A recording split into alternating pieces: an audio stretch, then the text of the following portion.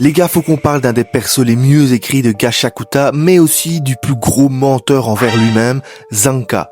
Au début, tu le vois, tu te dis ok, c'est le rival d'Ether, le mec est trop chaud, mais en fait, dans sa tête, le frérot, il est persuadé que c'est une fraude totale. Pourquoi?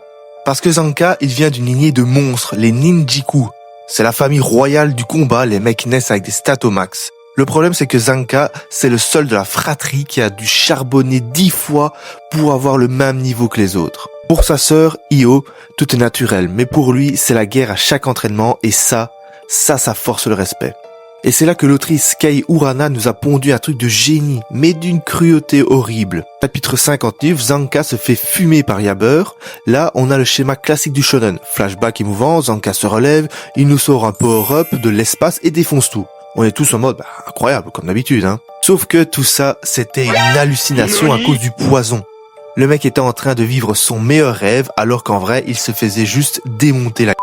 L'auteur nous montre son plus grand désir, être enfin le héros, être enfin légitime. Et c'est ultra tragique parce que même dans son inconscient, il a besoin d'un faux power-up pour se sentir à la hauteur. En fait, Zanka, c'est le perso le plus humain. Il a le syndrome de l'imposteur puissance 1000. Sa force, c'est pas un don. C'est juste de la souffrance et la discipline pure pour pas passer pour un as devant les autres. Et c'est pour ça qu'il est incroyable. C'est pas un génie. C'est juste un mec terrifié par l'échec qui refuse de lâcher. Si t'es arrivé jusqu'ici dans la vidéo, dis-moi en com si vous aviez capté la douille du chapitre 59. Ou si comme moi, vous avez cru vraiment au power-up.